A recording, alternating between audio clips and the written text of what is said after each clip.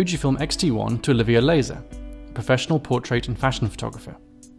The X-T1 is Fujifilm's flagship model, and the most capable camera in its X-series lineup to date. Fujifilm is aiming the X-T1 at serious enthusiasts and semi-professional photographers, and has put a lot of effort into ensuring that the camera, and its growing range of lenses, is capable of delivering results that high-end users expect. Like many people in her industry, Olivia normally works with a full-frame DSLR. In her photography, a lot of the magic happens in post, so a high-quality raw image, great dynamic range, and good sharpness are very important. The X-T1 might not be an obvious choice for studio work, but despite the relatively low pixel count, we know from our testing that its X-Trans sensor in combination with Fujifilm's XF range of lenses compares very well to high-resolution cameras when it comes to detail. Today we brought together a creative beauty team that includes a model, stylist, makeup artist, and me, the photographer, and we're working with some wardrobe that the stylist has pulled and just seeing what kind of magic we can make happen with the Fuji. Great, so using the Fujifilm X-T1, I mean, what are you expecting to get out of the camera today in this situation? You know, I'm just excited to see how it's going to perform. I normally would use a full-frame DSLR, but I know that this camera is pretty powerful for what it is, and I'm just really excited to see what it can do. Excellent. So how are we going to set the space up, and just talk me through where the light's going to be and what we're going to do? We'll actually probably end up setting a bright, colorful seamless up right here behind us, and then we'll have this enormous octabank for our key light. One fill off to the side, might have a highlight off to the back, and then once she's on set and we see how the lighting is affecting the makeup and the wardrobe, things like that, we'll reposition everything. Great. So I think later on you're going to show me how to do this as well, right? I will. I'll show you how to talk to pretty girls. Fantastic. Thank you. I've been waiting for someone to do that for 32 years. The Fujifilm X-T1 is a mirrorless interchangeable lens camera built around a 16.3 megapixel APS-C X-Trans CMOS sensor. 16 megapixels might not seem like much compared to some cameras currently on the market, but because it lacks an AA filter, the X-T1 sensor is capable of very high resolution. Crucially, the non-traditional X-Trans pixel arrangement eliminates moire, a common pain when shooting subjects like clothing that often contain high-frequency patterns. Is Olivia Laser, is that your real name? What do you think? Well, people don't believe Barney Britton. They don't believe Barney Britton? No. Why? Because I'm from Britain. Oh. And people can't, the different spelling. But surely it's spelled B-R-I-T-T-O-N. Yeah, right? But that's, you'd be amazed how few people get that. That worked. Yay! Yeah, I heard it pop. Ergonomically, the X-T1 is a mixture of classic and modern. The main shooting parameters are set using large external control dials, and Fujifilm's range of lenses encourage manual focus with large, well-damped focus rings. ISO sensitivity ranges from 200 to 6400, and this is expandable up to ISO 51200 in JPEG capture mode. The X-T1 also offers a high-performance hybrid AF system and a maximum frame rate of 8 frames per second. The X-T1 is a mirrorless camera, but its viewfinder is one of the best on the market. In our experience, it's a very good match for even the best optical finders in terms of clarity. The power pack is just up super high. Right. So I'm lowering it down and just starting from there. If you want me to go sexy, I can go sexy. What would that entail? Let's see. That's a really good question. So what I recommend if you're shooting with this camera for RAW is don't worry about very slight underexposure, because there's a lot of dynamic range and it's almost noise-free at the setting we have it on at ISO 400. So you can push that a lot later on. Okay. Okay, so we've done a lighting test, we've got the set built. What's next? We're going to go check on hair and makeup and then get the model into wardrobe, and then we can begin shooting. Great. This is beautiful. It's going to look so awesome with the clothes. Just like the color palette, it's super clean, minimal, but still striking. Okay, so we've got the camera set up, we've got the trigger on top of the camera for the flashes. The model's ready, I think. Let's get started. Let's shoot.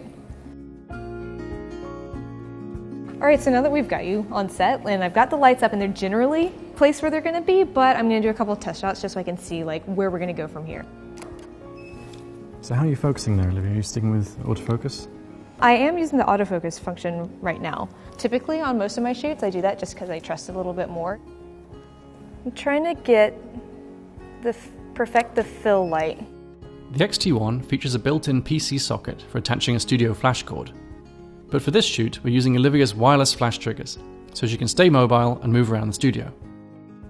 Throughout the shoot, Olivia is using both the X-T1's viewfinder and the rear LCD screen for image capture and review.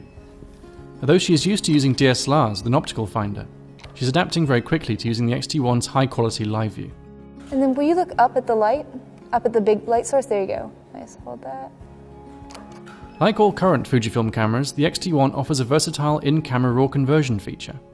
Effectively, this allows you to replicate all the camera's JPEG film effects modes at the press of a button, as well as adjusting highlight and shadow brightness, overall exposure, and white balance.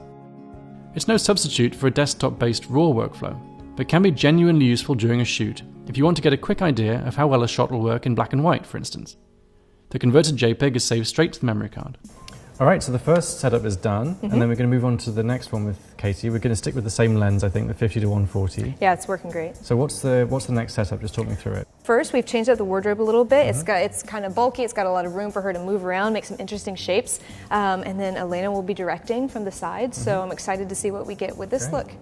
What about that arm? Let's change the arm up somehow. What do you feel compelled to do it? Oh yeah, that's cool, that's cool. I like that. I like both hands being back. And for this one, we're actually going to use the one function of this camera we haven't looked at so far, the Wi-Fi connectivity. So we've got the Wi-Fi button at the top here. The camera now shows up as a Wi-Fi network. So we select that Wi-Fi network, we select the camera, and as soon as that's connected, there you go, we go into the app, camera remote, Fujifilm camera remote app, and remote control, and then it should just work. So there you go, there's your scene. So you can touch to focus, you can take a picture, and then you can review the images if you hit playback, just like you would if it was on the camera. So actually there's all of your pictures from this morning's shoot. Wow. And you can import them and you can do whatever you want. You can look at them by magnifying, and you can zoom in and take a proper look at all these pictures on the phone. Awesome. So that's it. So we can not only can we preview and we can take the pictures, we use it as a trigger, you can also review the shots as soon as you've taken them too. And then you can import them straight to your camera roll on the phone. That's amazing. Yeah, so it's quick and easy. If you're showing a client, that'd be a great way of doing it. So I'm able to just like look at that and then fire the camera. So what do you think she should do from here? How to make it more, what if like you try leaning back and like there's an arm like that? Let's just try it, yeah. Oh, that's nice. Yeah. Okay, so we've got one more thing to do, which is to teach me how to do this, how to do what you do. Okay. Okay, so my instinct in this situation, Katie's right in front of us, I've got an 85mm equivalent lens. I'm just going to go traditional and get the head and shoulders. Whenever I'm doing this, like I start from probably like the waist up, and then as you go throughout the shoot and you build more of a rapport with your model, you get more comfortable, you can come in closer and closer, and then, you know, if you're doing like those cosmetic beauty shots, you're getting, you know, really in someone's face, but it's about being able to make that connection with your model. If they're nervous, for example, like if you've got a fidgety model, you know, just talking to them about normal things. How about them Seahawks? Do you follow football? I don't. Really. Okay. But how about them? Our model Katie is fantastic and seems totally unfazed by my amateurish attempts at sports-related small talk. Wow, this is, I kind of wish we've been doing more portraits the whole time. Like that's really nice. With Olivia behind me suggesting some possible angles, I'm using Fujifilm's 56mm f1.2 lens to get some fairly traditional head and shoulders portraits, as well as playing a little bit with the large grey wall behind her. Stopped down, this lens is stunningly sharp. The focusing manually is, in this sort of situation, actually quicker, because the focus hunting just slows us down a little bit. As well as focus peaking, the X-T1 also offers a digital split image manual focus aid. This uses the sensor's phase detection autofocus pixels to create a rangefinder style split view of your subjects arranged into horizontal stripes. When the image in the different stripes lines up, you're in focus. It's a little slower to use than focus peaking, but can be very handy for some subjects, particularly linear ones like architecture. So we're done, we're at the end of the day. We did 4 setups. Yeah, 4 different looks. So how did you get on with the camera? It's not your normal gear. I think that I was the most impressed towards the end whenever you were shooting the portraits and zooming in. It's got really great detail for super close-up portraits like that. Great texture in the skin. So I think that that's when it really had a big wow factor for me. So ergonomically, I mean, what are you feeling? It's got a nice feel. It's lightweight. I like the battery expansion pack because it gives it a little more camera to hold, and I do enjoy that. The buttons right here are pretty recessed. Yeah. So that can be an issue sometimes, but otherwise, like, you know, I appreciate the camera design. I love these dials up here on the top. When I did the portraits towards the end with Katie, I was manually focusing just for the sake of speed. You were mostly automatically focusing. I was mostly autofocus. And how did that perform? Very well. No complaints about the autofocus. All right, well, let's take a look at some pictures. Yeah. So Olivia, we're back in the Deep Review studio after a busy shoot. I know you've had some time to take a look at the shots and get some selected images and go through and retouch a few of them. So this is the first shot here. I mean, why don't you just talk us through what you're trying to do with this setup? I really liked her rigid body posture in this, like everything from the way that she was pointing her toes to like her really straight back and then holding her hands straight out in the house on a perfect angle like that. So I liked just how formal this was. So no retouching, especially retouching an image like this at a fashion shoot, involves a lot of stuff. I mean, there's marks on the seamless down here, there's you know, stray hairs and things up in the model's face. What did you have to do to this file? It wasn't super close-up skin work. I mostly just focused on some flyaways next to her face, some imperfections in the skin and then the garment itself, and then obviously like some stains on the seamless. But otherwise, overall, I was pretty pleased. Okay, so this is the second look. What do you do here? I think you flipped it. I did flip it, and again, that was just a personal preference. Just to give it a little bit more diversity between the looks, I went ahead and flipped it and kept it. Great. So you kept the colours pretty natural for this one. In one of the features we talked about a little bit in the studio was the in-camera RAW conversion. I love these because this allows you to show the effects of a filter if you had a yellow, red or green filter on the front of the lens. And it's really handy because it shows up the differences in colour rendition here. I was using this actually during the shoot to get an idea of what monochrome treatments might work. Yeah, it's very helpful. Yeah, and then sepia, which no one likes. So we've looked at a lot of the images that we took, but there's no moire patterning at all. And there's not. A very interesting feature of the X-Trans sensor inside the X-T1. So we've got these three images here. This is our studio test scene, because the fabrics we were using in the studio weren't of high enough frequency to generate this kind of patterning. This is the X-T1. This is a sensor of the same pixel count, 16 megapixels, but a conventional sensor, and you can see all this color in here. And it's total absence in the X-T1. So this is one of the benefits of using the X-T1 for things like clothing and really high frequency patterns. So though it's only 16 megapixels, its effective resolution is not that much lower than a 24 megapixel sensor over there. And you see all the moire and all the horrible stuff in there you've got to process out. Right. So that was one of the reasons I wanted to use the X-T1 in the studio, was to sort of try and prove that in practice. And I think we did. The pictures were very, very clean. Yes. I mean, what was your experience there between like detail from the X-T1 versus the sort of detail you expect? You know, there wasn't as big of a difference as I thought there was going to be going into it, so I was pleasantly surprised in terms of just the sharpness overall. Like the X-T1 definitely, it went above and beyond my expectations. When I'm retouching, the final step is to add a sharpening layer.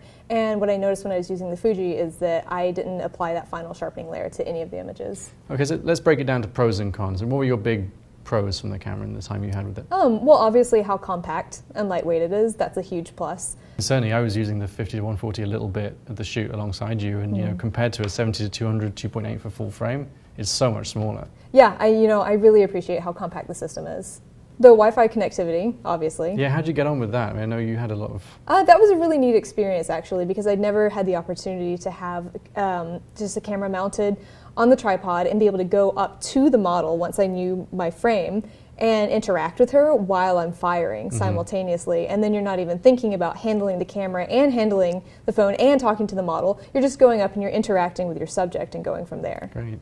I think the EVF probably counts as a plus, since you didn't really notice the difference between using using that and yeah, it certainly does. Excellent. Okay, so what are the cons? I mean, I think we both agreed on the control points being a little bit too small. Yeah, they were. That was something I noticed. And then also, initially first picking up the camera, because I'm not a super techie person, it took me personally a lot of fiddling to kind of figure everything out. But after you get over that initial learning curve, it's very fluid from there. Yeah, I feel like with the Fujifilm cameras, once you've got them set up, you're pretty much good. You're good to go. But getting them set up in the first place can be a bit of a hassle. Yeah. We both took a little while together just trying to find the exposure preview function to try and turn that off, so we weren't just looking at a blank screen in the Yeah, viewfinder. so it wasn't completely intuitive, but you know what piece of technology. What camera is. Yeah. Excellent. All right. Well, thank you very much. Yeah, thank you.